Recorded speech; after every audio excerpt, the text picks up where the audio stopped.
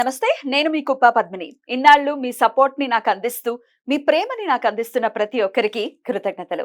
ఇప్పుడు చూడబోతున్న ఈ వీడియో కూడా ఖచ్చితంగా మీకు ఉపయోగపడుతుంది. లైక్, షేర్ అండ్ సబ్స్క్రైబ్ చేసి మీ ఇష్టాన్ని అలాగే మీ సపోర్ట్ ని నాకు అందించండి. అలాగే ఈ వీడియో పట్ల మీ అభిప్రాయాన్ని కమెంట్ సెక్షన్ లో కమెంట్ చేసి నాకు తెలియజేయండి. నమస్తే, వెల్కమ్ టు అవర్ ఛానల్. నేను పద్మిని. ప్రస్తుతంతో పాటు ప్రముఖ వేదిక్ ఆస్ట్రాలజర్ అవినాష్ దాస్ గారు ఉన్నారు. మాట్లాడదాం. అవినాష్ గారు నమస్తే అండి. నమస్తే అండి. ఓం నమ శివాయ. ఓం నమో వెంకటేశాయ.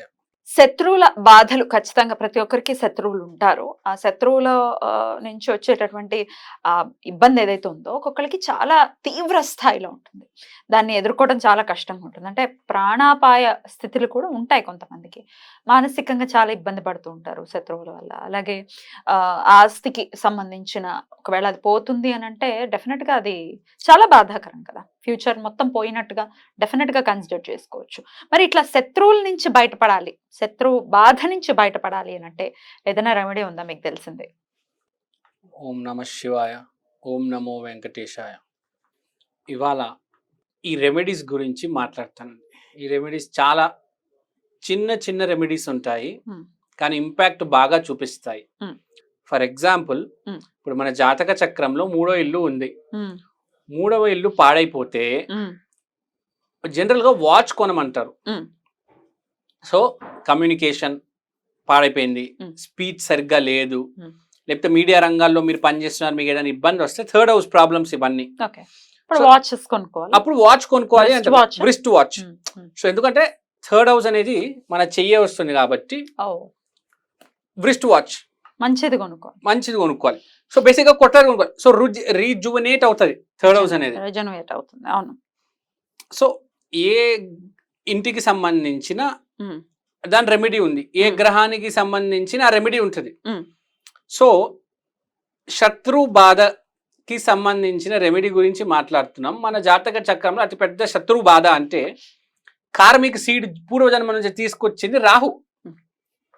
సో రాహుకి సంబంధించిన రెమెడీ ఇది. అంటే శత్రువుకి సంబంధించిన రెమెడీనే. ఎందుకంటే ఎక్కువ మనల్ని పీడించగలిగేది రాహునే. అవునా? అలానే ఎక్కువ ఒక స్థాయికి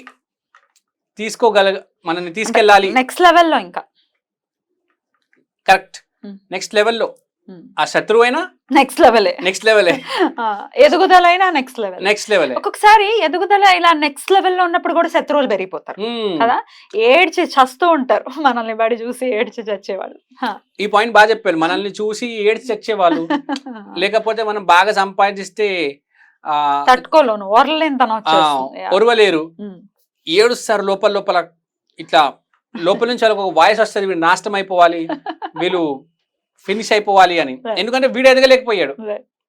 వీడేమనుకుంటాడు, నేను మంచోడిని, వాడు అసలు మంచోడు కాదు, వాడు చాలా చెడ్డోడు, వాడు ఎదగడం ఏంటి, నేను ఇంకా ఇలా ఉండిపోవడం ఏంటి, నీకు ఇవ్వలేదు అని అంటే ఏంటి అర్థం? You don't deserve. అసలు నిజమేంటి? నేను బాగుండాలి, అందరు బాగుండాలి, అందులో నేను ఉండాలి, ఇలా కోరుకునేది. అంతేగాని పక్కన నాశనం అయిపోవడం ఏంటండి? విపరీతం కదా. ఇంకోటి ఉంది, నువ్వు ఏదైతే ఇస్తావో నీకు అదే తిరిగి వస్తుంది. నువ్వు వాడు నాశనం అవ్వాలి అని కోరుకుంటే వాడు ఒకవేళ నాశనం అయితే నీకు కూడా నాశనం అయ్యే పరిస్థితి వస్తుంది. కరెక్ట్, ఖచ్చితంగా వస్తుంది. ఇప్పుడు వాడు బాగుపడ్డాడంటే రేపు నాకు హెల్ప్ చేస్తాడు కదా, నాకు ప్రమాదం వచ్చినప్పుడు. లేదు ఇవాళ రేపు అరే మన వాళ్ళు లేకపోతే ఎవరైనా వాళ్ళు బాగుపడాలి, ఎవరైనా మనకు తెలిసిన వాళ్ళు అవ్వచ్చు అనే థాట్ ప్రాసెసే లేదు. నాశనం అయిపోవాలి. నువ్వు నాశనం అవ్వవా? నిన్ను చూడరా? కర్మ అనేది నిన్ను చూడదా? రైట్. మనం చాలా మందిని చూసామండి. ఇప్పుడు రీసెంట్గా నేనే ఒక డిక్టేటర్ని అనుకుని ఒక చీఫ్ మినిస్టర్ పడిపోయారు. మనం చూసాం. అసలు అతను ఓడిపోరు అని అందరు అనుకున్నారు, చాలా అంచనాలు వేశారు, చాలా మంది అనుకున్నారు, నమ్మారు కూడా చాలా మంది. అసలు అతన్ని ఓడించడం ఇంపాసిబుల్ అని. కానీ జరిగింది ఏంటి? కరెక్ట్ రివర్స్ కదా, చాలా ఆపోజిట్ గా వచ్చింది రిజల్ట్. అసలు ఎవరు ఎక్స్పెక్ట్ కూడా చేయలేదు. సో ఇక్కడ పాయింట్ ఏంటంటే అహంకారం పెరిగే కొద్దీ పతనం అనేది ఖచ్చితంగా వస్తుంది, పడుతుంది. రావణాసుడు చదువుకున్నాడు. ఎంత చదువుకున్నాడు అంటే అసలు ఎవరు పనికిరారు. నారాయణ స్టేట్ టాపర్ పనికిరాడు, చైతన్య స్టేట్ టాపర్ పనికిరాడు. ఆ రేంజ్ చదువుకున్నాడు రావణాసురుడు. రాముడికి ఎంత నీతి తెలుసో, ఎంత ధర్మం తెలుసో ఖచ్చితంగా రావణుడికి కూడా అంతే తెలుసు. కానీ పాటించాడు రావణుడు, పాటిస్తాడు రాముడు. రాముడు పెద్దగా మళ్ళీ చదువుకోలే, Hmm. ధర్మం ఉంది అంతే. Hmm. రావణాసుడు చదువుకున్నాడు, ధర్మం పోయింది, నశించింది, అహంకారం తలకెక్కి డాన్స్ చేసింది, డిస్కో డాన్స్. ఏమైంది చివరికి రావణాసుడు గతి? ఇప్పటికీ చిత్కారాలని అందుకుంటున్నాడు. ఇప్పుడు కూడా జై రావణ అని కొంతమంది అనాలంటే భయపడతారు. ఎందుకు? అకాల మరణం, అక్కా చెల్లెలకి అవమానం జరుగుతుందని. Hmm. అదే శ్రీరామ అనాలంటే అదొక గౌరవం, గౌరవం, పుణ్యం, ఎన్నెన్నో జన్మల పుణ్యం. Hmm. మనం ఏమైతే అనుకుంటామో అదే జరుగుతుంది. యద్భవం తద్భవతి కదా. పక్కన ఎదగాలనుకో, నువ్వు ఎదుగుతావు, లేకపోతే వాడే నేను పైకి తీసుకొస్తాడు. అంతేగాని నువ్వు పక్కన అయిపోవాలి, అలా అయిపోవాలి, ఇలా అయిపోవాలి అంటే నిజంగా కష్టమే అండి. మరి ఇప్పుడు ఈ ఇది ఎంత చెప్పినా తలకెక్కే పరిస్థితి లేదండి వాళ్ళు రేపు. ఎందుకంటే చాలా విపరీతమైనటువంటి ధోరణిలో ఉన్నారు. మాకు ఇవన్నీ ఎందుకంటే ఆ థాట్ ప్రాసెస్ మారదు. పుట్టుకతో వచ్చింది పుడకలతో కానీ పోదు అని సామెతలు ఊరికే రాలేదు. సరే, శత్రువులు మన జోలికి రావద్దు, అది పోనీ వాళ్ళు ఏదో నాశనం అవ్వాలని కూడా మనం కోరుకోవట్లే. ఆ శత్రుత్వం, ఆ భావన పోవాలి అని అంటే ఏం చేయాలి? సో రాహుకు సంబంధించిన రెమెడీ, ఈ రెమెడీ చెప్తే ఏం రెమెడీ అనుకుంటారు కానీ మనం ఎట్లయితే థర్డ్ హౌస్ కి బ్రిస్ట్ వాచ్ చేసుకుంటే పని అవుతుంది అంటాము, ఈ రెమెడీ కూడా అలాంటిదే.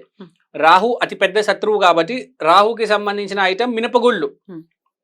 మీరు కావాలంటే చూడండి, మినపగుళ్ళుతో ఇడ్లీ చేస్తుంటే చాలా మంది గ్యాస్ వచ్చేస్తుంది కదా, విపరీతమైన గ్యాస్, అంత పవర్ ఉంటుంది మినపగుళ్ళలో. సో 41 మినపగుళ్ళు తీసుకొని కొంచెం ఎక్కడ బాగా మత్తు ఉంటుందో 41 మినపగుళ్ళు గుండు పప్పు కాదు తీసుకొని బద్ద కాదు, ఆ మట్టి ఎక్కడైతే బాగా ఉంటుందో సర్ఫేస్, దాన్ని మొత్తం కొంచెం తవ్వేసి ఈ 41 మినపగుళ్ళు వేసేసి దాని మీద నిమ్మకాయ పిండేసి క్లోజ్ చేసేయాలి. ఇది చూడడానికి చెప్పడానికి చాలా ఫన్నీగా ఉంది కానీ డెఫినెట్ గా వర్క్ అవుతుంది. మనం జీవితంలో చూస్తూ ఉంటాం, చాలా పెద్ద పెద్ద ప్రాబ్లమ్స్ కి చిన్న చిన్న సొల్యూషన్స్ ఉంటాయి.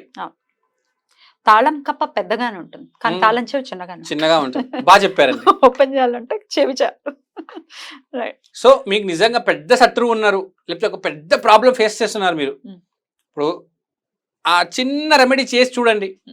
ఈ రాహుకు సంబంధించిన శత్రు రెమెడీ కాదు. మీరు ఇప్పుడు సినిమా ఫీల్డ్ లో ఉన్నారు అంటే రాహునే, లేకపోతే మీరు ఒక కెమెరామెన్, మీకు ప్రాబ్లం వచ్చింది కెమెరాకి సంబంధించిన ఆ ఫీల్డ్ లో, ఈ రెమెడీ చేసి చూడండి. జస్ట్ అంటే సిచ్యువేషన్స్ ఒకవేళ మన మీద పగబట్టినా కూడా సిచ్యువేషన్స్ కూడా మారుతాయని చెప్తున్నారు. అవును, సిచ్యువేషన్ మారుతుంది, మీకు అర్థమవుతుంది, ఫస్ట్ క్లారిటీ వస్తుంది సిచ్యువేషన్ మీద, ఎదురోడు ఏం చేయబోతున్నాడు అని తెలుస్తుంది. మన భయం ఏంటంటే శత్రువు నెక్స్ట్ స్టెప్ ఏంటి మనకు తెలీదు. మనం ఏమనుకున్నాం, ఒక అడుగు ముందు ఉండాలి అనుకుంటాం, కానీ వాడేంటి అని మనం అంచనా వేయలేము. అలాంటప్పుడు ఇట్లా పనిచేస్తుంది. అంటే శత్రువు ఎవడో తెలియని వాళ్ళు కూడా ఉంటారు. ఎందుకంటే ఏడుపులు ఎట్నుంచి వస్తున్నాయో, ఎవడు ఏడుస్తున్నాడు, ఎందుకంటే మన పక్కనే ఉంటారు శత్రువులు, మనతో చాలా బ్యూటిఫుల్ గా యాక్ట్ చేస్తూ, సినిమా హీరోలు కూడా పనిచేయనంత బ్యూటిఫుల్ గా యాక్ట్ చేస్తూ మనల్ని చూసి ఏడిసి వచ్చే వాళ్ళు ఉంటారు. మరి అట్లా తెలియని పక్షంలో కూడా ఇది పనిచేస్తుందా? పనిచేస్తుంది.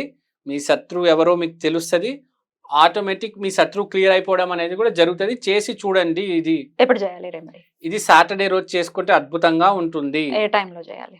ఇది ఏ టైంలో చేయాలంటే బేసిక్ గా మీరు నైట్ టైం చేస్తేనే మంచిది. నైట్ టైం అంటే ఆఫ్టర్ 7 అట్లా, ఆఫ్టర్ 7 అట్లా కరెక్ట్. చీకటి పడి రావు అంటే చీకటి, సో చీకటి పడిన తర్వాత చేసుకోండి, అద్భుతంగా ఉంటుంది. ఒకసారైనా ముందు ఒకసారి చేసి చూడండి, తర్వాత మళ్ళీ నెక్స్ట్ సాటర్డే చేయండి, మీకే అర్థమవుతుంది స్లోగా, మీకు ఆ శత్రువు అంటే ఆ యాంగిల్ ఓపెన్ అవుతుంది. ఇది మట్టిలో మీరు గొయ్యి తీసి పెట్టండి అని అంటున్నారు. బయట ఎక్కడైనా, మన ఇంట్లో కాకుండా? ఇంట్లో కాదు, ఎక్కడైనా, బయట ఎక్కడైనా. ఇప్పుడు మన రోడ్ మీద వెళ్తూ ఉంటాము, ఇప్పుడు ఫర్ ఎగ్జాంపుల్ హైదరాబాద్ ఉంది, ఆ చింతలు షాపూర్ పోతుంటే అడవులు వస్తూనే ఉంటాయి. నిర్మానుష్యం నుంచి బయటపడాలి, శత్రు బాధ నుంచి బయటపడాలని మనస్ఫూర్తిగా కోరుకుంటూ చక్కటి రెమెడీని తెలియజేశారు. కృతజ్ఞతలండి. నమస్తే.